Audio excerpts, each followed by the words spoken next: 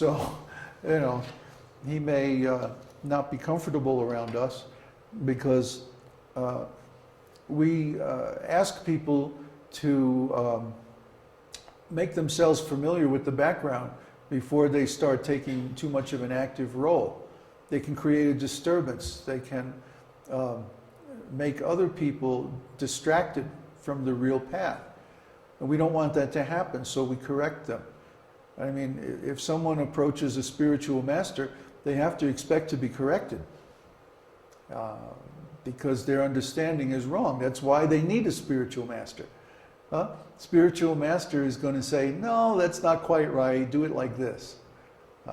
So if we have so much false ego that we can't take even a small correction, then how can we approach a spiritual master? I mean, Srila Prabhupada actually never chastised me. I never understood that because he could be so heavy. I mean, wow, and there's just any little thing. But then I came to understand that the attitude of the devotees that he was chastising was fundamentally wrong because they were trying to impose their own understanding on him. So then he was like, "Arr," like fire. But my attitude was always, well, Srila Prabhupada, here's my service, and I hope you like it. It's the best I can do, here you go. And he was always encouraging. So that's the difference. If you wonder why sometimes we appear to get heavy with people, actually we're not getting heavy. You don't know what heavy is. Srila Prabhupada, he was heavy. But sometimes we have to be a little firm with people. And firm just means, no, stop.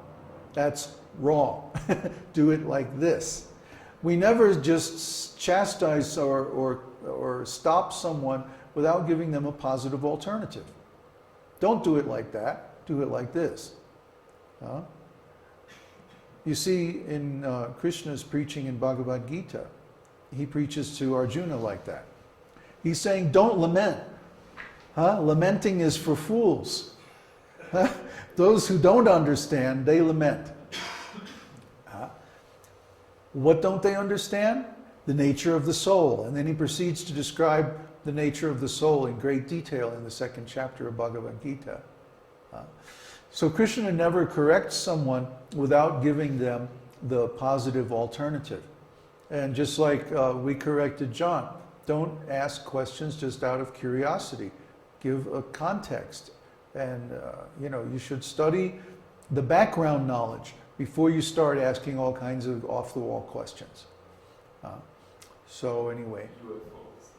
Well, there are UFOs. I mean, the airplanes of the demigods and so on. But we don't need to get into that in the context of UFOs. They're airplanes of the demigods. Here you go, Florian. Hare Krishna. There's another question from Neville. What's the difference, if any?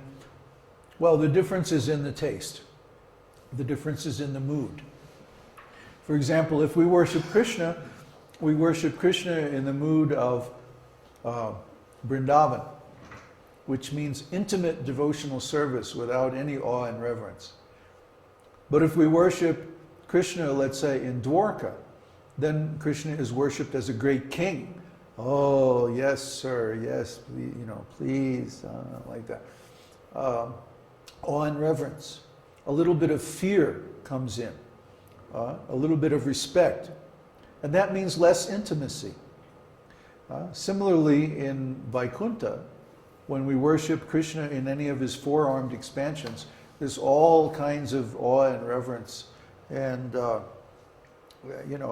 devotees are less intimate with Krishna in that circumstance than they are in Vrindavan, which is very, very sweet. So Hare Krishna, Mahamantra, means that we want to worship Krishna in Vrindavan mood. We want to worship him in his sweet, intimate mood. Without, as is stated in Damodar Ashtaka, without a trace of awe and reverence.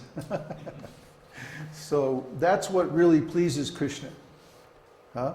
Just like I'm really pleased if someone is very, familiar and affectionate. Put yourself in Krishna's shoes. Would you want people, bowing from 2 miles away and crawling on their belly, to touch your lotus feet? Just like when Lord Brahma appeared in Vrindavan after he stole the cows and cowherd boys. And he was offering all kinds of wonderful prayers to Krishna. But Krishna was just like, hey man, relax, this is this is Vrindavan. Why are you being so, formal? He just stood silently and let Brahma offer all his prayers. And he was like, okay, can we get on with the Vrindavan pastimes now, please? Go back to wherever you came from and let me play with my friends. Krishna's mood in Vrindavan is very sweet and very informal.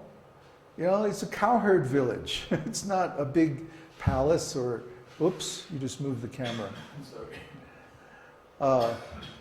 It's not a Vaikuntha planet or anything like that.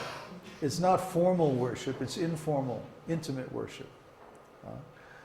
So just like when a man goes to the office, then he may have some position. Prabhupada uses the example of a high court judge. When a high court judge is sitting on the bench, everyone is very respectful. But when he goes home and he starts playing with his kids, then he may, crawl around on the floor and laugh and wrestle with them. And, he acts in a very informal way because these are his intimate family members. So in Vrindavan, everyone is an intimate associate of the Lord, and they have a very, very informal relationship with him. Krishna's expansions, however, are worshipped with formality, with lots of rules, with lots of awe and reverence. So we prefer the intimate relationship in Vrindavan and especially in Mayapur with Lord Chaitanya. What's this? One more question, then we chant Damodarashtaka. Yeah, exactly, Neville. Okay. You're happy with that? Then I'm happy too.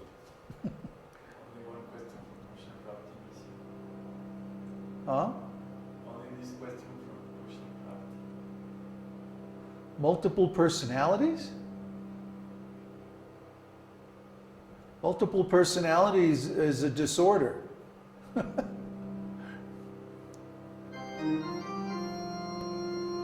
False ego, well, that's what he's talking about. Is that disorder related to the false ego? Oh yeah, it's like too much false ego.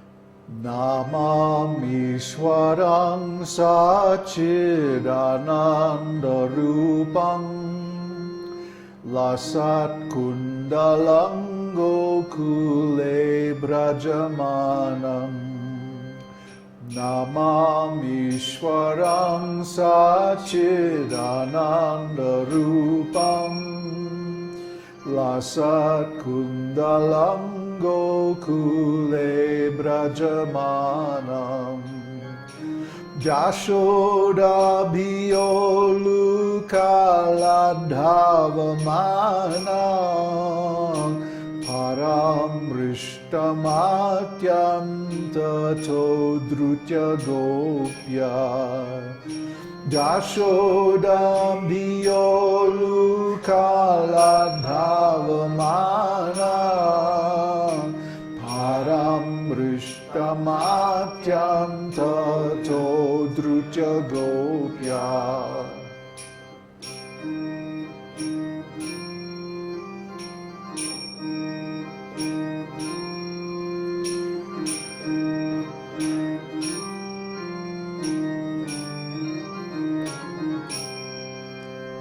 Rudantam muhur netra netra jugmam rijantam karam bhoja jugmena shatanka netram audantam muhur netra jugmam rijantam karam bhoja jugmena shatanka netram muhusvasakam patri rekanka kanta stita graivam damodaram bhakti badam muhusvasakam patri rekanka kanta stita graivam damodaram